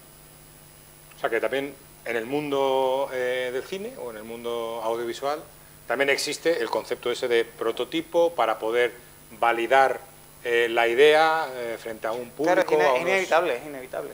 Aunque nuestro prototipo, al final, hay un millón de maneras de hacer las cosas, pero al final es el guión. Claro, el guión es el principal prototipo, el guión que es se lo mueve, principal. que la gente... Y con un guión, la gente te opina sobre el guión y hace que tú varíes el guión, como ocurre con un prototipo. De hecho, la primera versión de un guión siempre se llama borrador, nunca se le llama versión 1. Porque cuando tú acabas el guión, el guionista acaba el guión, le pone el punto y final, un guionista sabe que no ha acabado el guión, que ha hecho un borrador, que a partir de ahí es donde empieza el trabajo. Ese borrador, ahora, tiene que lanzarlo a productoras, canales de televisión, otros guionistas, expertos, críticos, amigos, aunque los amigos siempre te quieren dar palmadas en la espalda y animarte, ¿no? Eso no suelen ser muy válidos, salvo ese amigo que de verdad es amigo y en realidad es un cabrón con todo lo que escribes, ¿no? Y te dice, menuda mierda de final, ese es el amigo que te vale. No el que te dice, joder, tío, cada día eres más bueno, es que es increíble. Ese no te vale para nada, porque a la hora de la verdad tú lo que quieres es que tu obra mejore, ¿no? De manera que ya digo, cuando uno acaba el guión, lo lanza al mundo, empieza a recibir feedback y a partir de ahí empieza lo que es de verdad la escritura, ¿no? Que es la reescritura. De hecho, el guión se está escribiendo constantemente. Se dice que el último que escribe el guión es el montador de la película. Porque al final ese es de verdad el que va a contar la historia. El que está montando dice, pues voy a colocar esto que estaba aquí, lo voy a poner aquí. Aquí, este diálogo, voy a cambiar las frases de sitio y al final el guionista a veces ve la película y dice, esto se parece lejanamente a lo que escribí, ¿no? Es decir, el guión siempre está evolucionando de manera que es un prototipo en constante evolución. Como el prototipo que nos contaba Tomás, que iba por la versión 14 o 21, ¿no? Haces que ese prototipo vaya evolucionando. A mí me han llegado a encargar, mi profesión fundamentalmente cuando me dicen, ¿para qué te dedicas? Porque todo como, ¿para qué te dedicas de verdad? Yo soy guionista, esa es mi profesión, lo que estudié y lo que hago. Y a veces un guionista llega hasta una versión de una obra y a partir de ahí lo retoman otros guionistas, ¿vale? A mí me han llegado a encargar la versión 54 de un guión. Llegarme, oye, puedes reescribir este guión y ver en la portada de no sé qué, versión 54, y yo hacer la versión 55, 56, y en la 60 pasárselo a otro guionista, porque yo ya entraba en otro proyecto y tal, ¿no? Es muy habitual que el guión no pare de evolucionar antes de rodarse, ya digo, durante el rodaje luego vienen los ensayos, en los que los actores a veces te dicen, yo esto lo diría de otra manera, y todavía se está moviendo el guión no acaba nunca de escribirse. Y luego encima la película se estrena, pero luego llega a veces, luego dice, vamos a hacer el director's cut, la versión del director, que es otra versión más del guión de la película. No, Blade Runner no se acaba nunca, dentro de 10 años habrá otra Blade Runner distinta, cada 5 o 6 años sacan una diferente, ¿no? De este pack de opciones de prototipo que nos has comentado, guión, corto, contar la historia, etcétera, ¿en qué se basó la The Extraordinary Tale? ¿Qué tipo de prototipo seguisteis vosotros y cómo evolucionó ese prototipo? Vale. Nosotros hicimos un cortometraje en el año 2003 que que funcionó muy bien, tuvo mucho éxito, se movió por todo el mundo, estuvo en los festivales más importantes, en Venecia, en Nueva York, etc. Y desde entonces no habíamos hecho nada así. Ese corto tenía mucha personalidad y era una obra bastante única. Y desde ese año 2003 nosotros habíamos trabajado muchísimo, normalmente por encargo, en otras obras que no se parecían en nada a eso, ¿vale? Nos encargaban cosas que no se parecían en nada. Y había mucha gente que echaba de menos que siguiésemos la estela que habíamos empezado con ese corto, que parecía que se iba a quedar ahí. Solo vais a hacer ese corto de esta manera. De manera que se podría decir que ese corto se convirtió en el prototipo, por llamarlo de alguna manera, o en el punto de arranque para esta película. Es decir, vamos a hacer algo, vamos a dar un paso más en esta estética y en este rollo, ¿no? Si ha funcionado también esto que dura 5 minutos, el cortometraje duraba 5 minutos, y si está funcionando también y la gente demanda más, vamos a intentar hacer eso y que ahora dure 80 minutos. Y a partir de ahí fue como arrancó esta historia, en cómo podemos transformar ese corto en algo más ambicioso. De manera que en este caso, yo siempre digo que es el guión, el alma de la película. Yo me puse a escribir el guión y fue lo que empezó a atraer gente al proyecto y fue lo que levantó el proyecto. Pero en el fondo, si lo pienso, ese guión nació porque queríamos continuar con Relojes de Arena, que es el título de ese corto.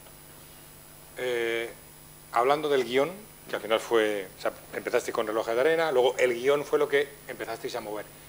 ¿Quiénes vieron ese guión? ¿Quiénes os aportaron mejoras que vosotros luego implementasteis a la hora de hacer la peli? En este Cuando caso, digo quiénes es en general, se lo mandasteis a familia, amigos, expertos. Expertos. En este caso, como digo, no hay dos casos iguales. Hay veces que los guiones se mandan directamente a analistas, economistas y gente de números, para que analice cómo van los números, cuánto cuesta esto, qué beneficio se le puede sacar y tal. Y así hay películas que son, bajo mi punto de vista, que funcionan en cuanto a números, pero que no funcionan artísticamente. Que además son películas que todos reconocemos que hemos visto 1000 veces, aunque digamos, es una porquería, pero me entretiene. No, son películas que sabes que no tienen calidad, pero que funcionan, que atraen a la gente y atraen al público, ¿no? Yo llevo muchísimo tiempo trabajando en eso. Yo trabajo muchísimo para televisión y televisión es el número. Tú puedes hacer el mejor programa del mundo de televisión, que si al día siguiente tiene un 5% de share, has hecho una porquería. Y además todo el mundo espera el número antes de darte su opinión. Si el programa ha funcionado en audiencia, joder, macho, pedazo de programa habéis hecho. Como tengo un 5, es que claro, es que todo el mundo espera el número para dar la opinión. Y como yo fundamentalmente trabajo en televisión, estaba un poquito harto de eso y me apetecía hacer algo de calidad, sea lo que sea, que soy consciente de que es subjetivo. Habrá quien le horrorice la película. Pero el objetivo era hacer una película con calidad. ¿Con calidad qué es eso? Pues algo que tuviese premios, algo que tuviese buenas críticas y que fuese ese su aval, más que los números, más que Nicole Kidman. De otra cosa, porque no teníamos posibilidad de Nicole Kidman, pues vamos a basarnos en eso. De manera que quienes... De pronto yo cambié mi público de lectura. Yo normalmente esto lo mandaba a los ejecutivos de las televisiones, a productores, lo mandaba a gente de números. El guión de esta película yo creo que no lo leyó prácticamente ningún productor ejecutivo ni nada de eso. Solo leyeron escritores, guionistas, profesores de dramaturgia. Se lo mandé a todos mis profesores de cuando yo estudiaba dramaturgia. Es decir, gente con conocimiento que no van a mirar si esto puede ser más o menos rentable, sino, tío, esto es bueno o no es bueno, o esto falla por aquí, esto funciona por aquí, esta historia para que sea cojonuda le falta esto. Con ese feedback hicimos 12 versiones de guión. Creo que la que rodábamos, andaba circulando por el rodaje, tenía en la portada el número 12 y fue el guión que finalmente se mandó a todo el equipo y se rodó. Luego la película, lo han visto la parte de ejecutiva, claro, y tal. ¿Qué opinan claro, los uno se puede equivocar ejecutivos? con esto. O sea, nosotros, igual que en la televisión, como decía antes, tú puedes hacer el mejor programa del mundo, pero al final al día siguiente te estás comiendo las uñas, porque por más que pasa a veces, dices, pedazos de programa que hemos hecho, pues al día siguiente te estrellas, porque en la otra te ha contraprogramado otra cosa, o has tenido la mala suerte que ese día no estaba el público para poner tu canal, y un programa bueno ha sido un desastre. Pues aquí igual, aquí sí, teníamos el aval de un montón de expertos que decían que teníamos un guión maravilloso y una historia muy buena, pero a ver si conseguimos el objetivo. Afortunadamente la película la terminamos, hace unos meses empezó su periplo por el mundo, nosotros nos estábamos comiendo las uñas, en lugar de esperando el número del Share, esperando las críticas y los premios, y afortunadamente han venido. Por ahora, el 100% de las críticas que ha tenido la película han sido o buenas o muy buenas. Y un porcentaje bastante alto de todos los festivales a los que va consigue o nominaciones o premios importantes. De hecho, la película estuvo en Estados Unidos, donde ganó en un festival de Atlanta el premio a Mejor Película Extranjera, y no solamente eso, sino que un portal de cine independiente de Estados Unidos la votó la 5ª mejor película del año a nivel mundial. La 5ª mejor película del año a nivel mundial, por encima de películas de Kim Ki-duk, de gente ya consagrada, ¿no? Era como, hostia, lo hemos conseguido, tenemos algo de calidad. Y al final, yo quiero pensar, aquí hay una discusión y se puede discutir muchísimo sobre esto, pero yo quiero pensar que al final la calidad te va a llevar a lo otro, que si haces algo bueno, eso al final va a encontrar su hueco, que no solamente es a ver qué quiere el mercado, a ver qué se demanda, porque es lo que pasa, si una película tiene éxito, ya sabes que durante el año siguiente vas a ver clones de esa película por un tubo, ¿vale? Yo quiero pensar que además de eso, de esos estudios que dicen el público ahora mismo quiere esto, si tú haces algo con calidad, al final va a encontrar su mercado. Y nos está pasando porque una vez la película está teniendo este periplo, está teniendo estas buenas críticas, la gente está viniendo a nosotros a comprarnos la película. Nosotros, por ejemplo, yo estoy muy acostumbrado, yo vengo de Andalucía, ¿no? Y yo estoy muy acostumbrado a trabajar con Canal Sur, claro. Yo todo lo que he hecho, el 90% de las cosas que he hecho audiovisuales las he hecho con Canal Sur. Esta película me negué a hacerla con Canal Sur, porque quería independencia. Canal Sur, como es normal, es su dinero y son sus cosas, está aquí todo el tiempo. Oye, ¿y eso por qué no lo hacéis? Están así. Y esta película queríamos hacerla a nuestra manera. De manera que yo me quité de encima Canal Sur, les dije, todo chulo yo, no queremos vuestro dinero, no queremos saber nada de vosotros de Canal Sur, y ellos dijeron, pues te vas a estrellar, por no querer ayuda de nosotros. Por supuesto, ya tenemos el contrato encima de la mesa de Canal Sur diciendo, toma, dinero, gana la película, queremos emitirla. Porque la película funciona. Igual que con Canal Sur, con muchas distribuidoras que nos están poniendo contratos sobre la mesa de queremos estrenar esta película. En Estados Unidos, por ejemplo, quieren estrenarla en verano. Tenemos el contrato encima de la mesa que quieren, y además yo estuve en Los Ángeles en noviembre y en Hollywood, y yo no me esperaba, yo sabía que quería hacer una película que me gustase y que tuviese calidad. Lo que yo no esperaba es llegar a Los Ángeles, a Hollywood, y poder elegir qué distribuidora, evidentemente, dentro del nivel de la película. No estoy hablando de la Warner Bros. Ni de la Fox, pero de medianas distribuidoras, un montón, queremos tu película. Y yo poder decir, a ver, ¿cuál es la oferta que más me interesa? O sea, yo cuando empecé a escribir el guión era lo último que pensaba. Y sin embargo, pues ha sucedido y ahora mismo pues tenemos una distribuidora que además son unos pesados, nos meten un montón de prisa para que les mandemos ya los materiales porque quieren empezar la promoción y avisar a los cines y quieren hacer una escena en Los Ángeles a lo grande y ponerla. En España tenemos también distribuidores interesados y estamos dándoles largas porque en España todavía no se ha estrenado. Estamos en el Festival de Málaga, que esa es otra, teníamos ofertas de muchos festivales, elegimos el que creíamos que venía mejor para nuestra película y finalmente estrenamos en Málaga.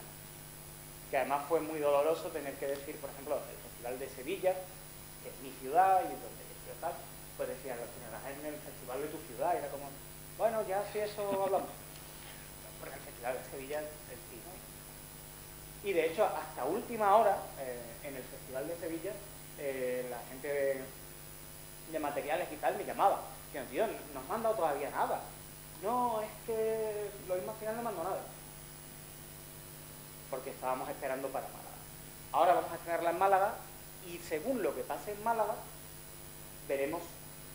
podremos negociar de una manera u otra con distribuidoras. Si yo firmo ahora con una distribuidora en España, las condiciones no van a ser las mismas que si yo ahora estreno en Málaga y me dan 3 premios. O me dan ninguno, ¿sabes? Que vamos a ver qué pasa. Si vamos simplemente a estrenar en Málaga ya está muy bien, aunque no te den ningún premio. Pero si encima conseguimos un premio, pues llegas a las reuniones de otra manera. Diciendo, bueno, a ver, ¿qué ofrecéis? ¿Vale? De manera que estamos ahí esperando un poco y dejando un poco, alargando la contestación de los mails. Ay, es que no me ha llegado el mail, ¿qué mail? Ay, ¿me lo puedes volver a mandar? A ver si... Claro, no queremos decir que no a nadie, pero tampoco... Pues, José, antes de que veamos, pues yo creo que ya apetece ver un par de minutos de la película. Algo va a decepcionar a todos. Y esta mierda es la que es un tráiler lo que vamos a ver. Como digo, es una película de bajo presupuesto, muy personal. Mientras hablaba contigo, recordaba una cosa que me contó mi abuela. Espero que aquí todos recordemos este momento como mi abuela una vez me contó que vio a Julio Iglesias cuando no era nadie, cantando gratis a todas las mujeres de la iglesia aquí en Madrid. Espero que esto sea un caso similar y que todos contemos, joder, pues con Ortuño, joder, ahí estuvo contándonos su primera película. Bueno, pues muchas gracias.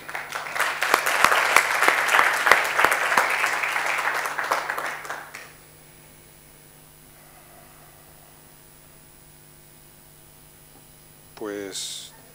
arriba a la derecha. ¿Qué pongo? ¿Teaser o pieza 1? Teaser.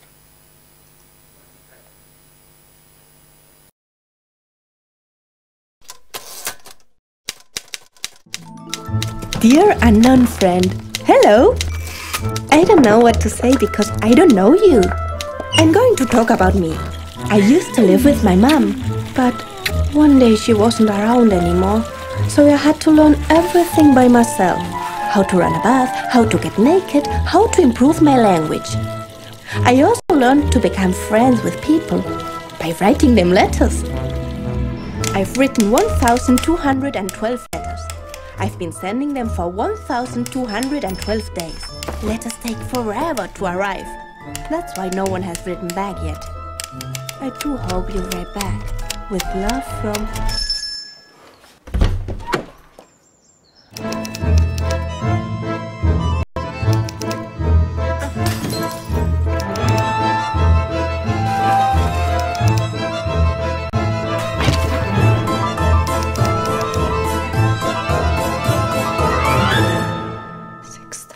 Is 30.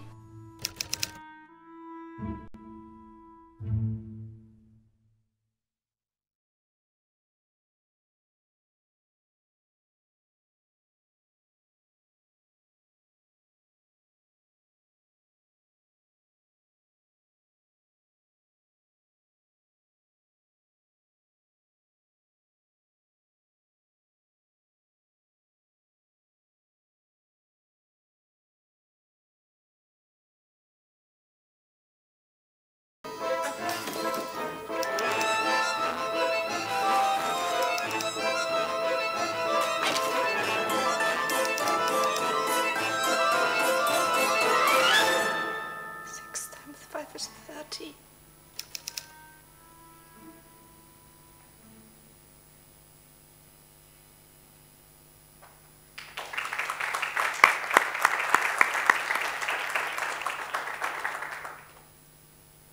Así, ¿no?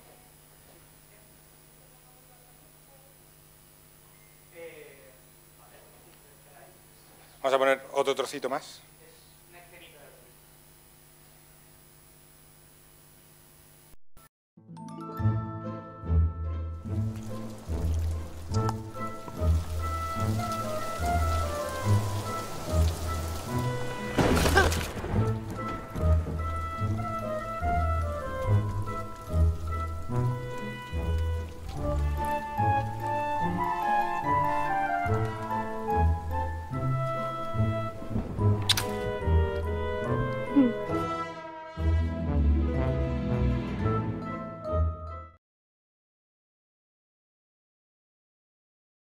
Gracias a todos.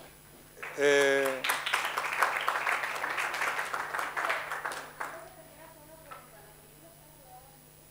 la película y está sin doblar todavía.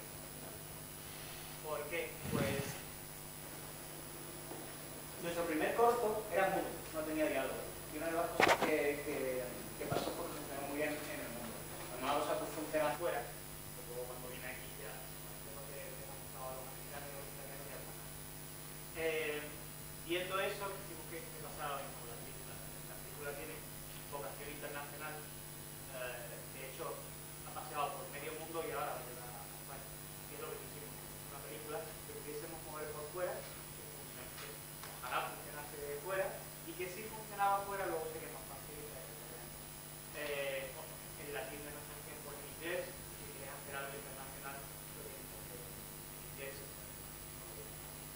digamos que había una estrategia de internacionalización clara y pasaba, entre otras cosas, por rodar en inglés, ¿no? Claro, es el idioma en el que, por ejemplo, en Estados Unidos no existe el doblaje, no existe. Allí las películas en otros idiomas no están subtituladas, por lo cual tiene un público minoritario, son muy listos, cuidan mucho su cine, y si alguien quiere ver películas de fuera, que lea, por lo cual van a ver mis películas. Pero eso pasa en muchas partes del mundo. Por eso, si queremos estar en Estados Unidos medianamente bien, tenemos que hacerla en inglés. Muy bien. Bueno, pues muchas gracias a Tomás, muchas gracias a José. Y nada, convocaros para el próximo seminario el 27 de marzo. Gracias.